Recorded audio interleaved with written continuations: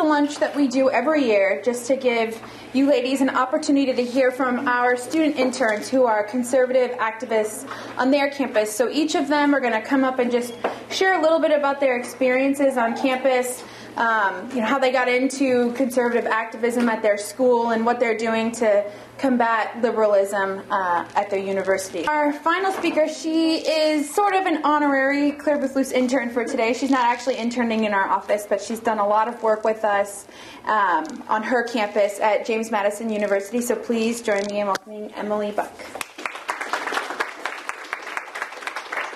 Hi ladies, thank you for being here today. Like Alyssa said, I'm Emily Buck. I'm a senior at James Madison. Are any of you considering going there or planning? No?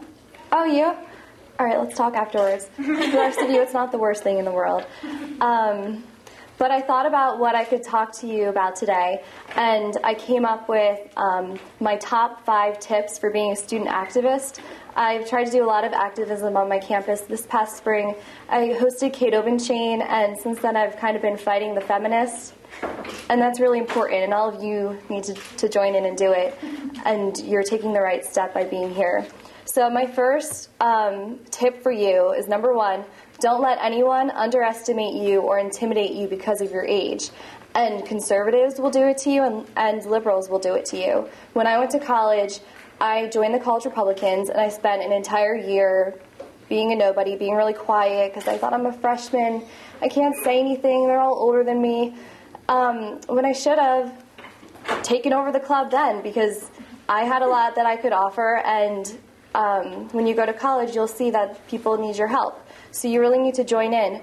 Also, don't let anyone intimidate you. This past spring, I got a really nasty email, among other nasty emails, but one in particular from an alumni, and I posted it on the JMU College Republicans website because I have a little fan mail type page of all the nasty liberal things that I get. Well, this woman had her lawyer email me, and she emailed me these really threatening, intimidating emails, and I thought, oh my gosh, this woman is trying to sue me. I'm just trying to stand up for what I believe in, and I'm being sued.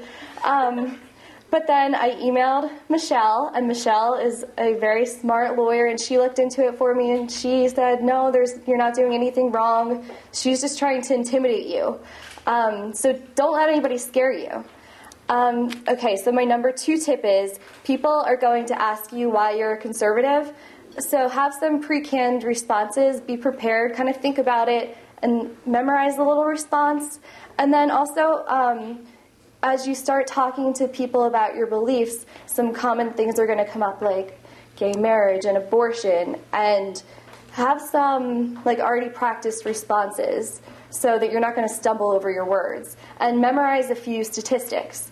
I just have a few statistics that I memorize, and I can say them over and over again, because when I talk to liberals, it's always the same stuff comes up.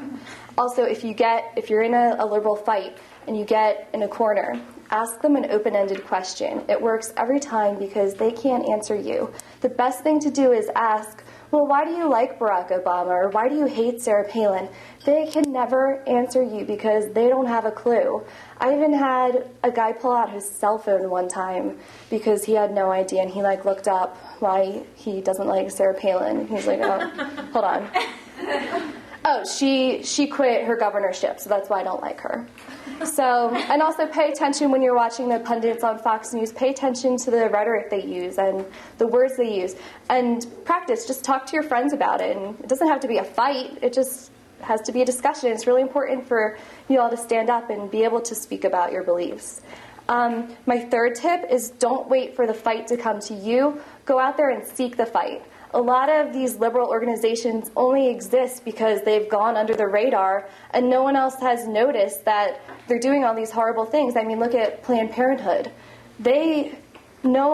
People now speak out against Margaret Sanger, their founder, but for some people don't even know that their founder was a horrible racist, and Planned Parenthood was formed to eliminate the black race.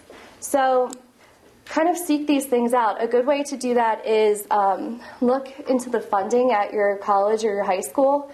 My college, when I looked into their funding, the student government was giving all this money to the NAACP. the Earth Club. They gave $17,000 to the Earth Club, which I've never even heard of. Madison Equality, which is the homosexual group. And they didn't give any money to Christian groups or even conservative groups. And then also my school, the LBGT group, if y'all aren't familiar with the LBGT group, it's the lesbian, bisexual, transgender. I don't want to say whatever. But this group, it's not just for like helping gay people fit in or whatever. They have a really aggressive agenda. At my school, I looked up what they did, and part of it, they have a sign that they put out, and this is all paid for by my school. It's not any kind of different group. It's JMU's group. Part of their goal is to make gender-neutral bathrooms, which they have everywhere, but they're hidden. It doesn't say gender-neutral bathroom. It's those bathrooms like man, woman, and then they have a single one. That's all by these gay groups. They want to eliminate male and female from all university forms because it could be offensive to people who aren't sure if they're male or female. If y'all don't know, I think you're all female. I mean, you look it, you're all beautiful. So just look into these groups, and when you find them, you don't have to go in and take down the people. You just have to write a letter to the editor in your school newspaper. Even just email your friends about it, start talking about it, make a Facebook group about it. And people will start joining, they'll start listening, and these groups will kind of realize, whoa, there's people against us. We've never had that before. Another way was, I just Googled my name, and I found out that the Women's Studies group at my school, they have a student-run website. These girls on the website were writing all kinds of hateful things about me because I'm that one conservative on campus. And they were calling me nuts and calling the college Republicans crazy and writing horrible things. And this is all paid for by my school. So just speak out against it and look for these things. They might not come to you. You have to go out and look for them.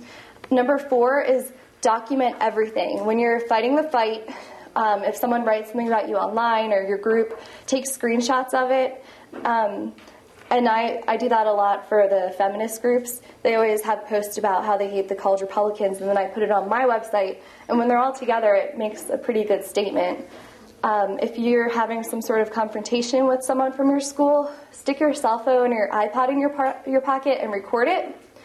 I had an experience where a professor denied me something that he gave other students because I was a conservative, and he said, "You're a troublemaker. You don't deserve this." And I should have recorded it, but I didn't, and now it's just my word against his. So always record things, take pictures of things. When I had Kate Obenshane come, she spoke on the failures of feminism, and there were defaced flyers everywhere, and I just took a bunch of pictures of all of them, and I stuck them on my website, and it makes a really good statement, and it's interesting, so people will pay attention to your group. And my number 5 tip is always remain a lady. Don't do anything now that you might be embarrassed about later. Watch out for your Facebook. I know people tell you that all the time. Just go ahead and make all your pictures private, and you don't ever have to worry about it. Or I have my mom go on my Facebook, and if it's mommy approved, then it's good to go. Don't curse. This sounds silly, but that's what the feminists do. The feminists have horrible mouths. If you even pick up a feminist book, they curse every other line. So just have a clean mouth. It'll make you sound smarter. And, and then also when you're having these liberal discussions, don't get too upset and don't scream and shout. I was at a happy hour last week, and I got into a fight with someone who worked for the RNC, which is the Republican Party, and he also volunteered for Planned Parenthood.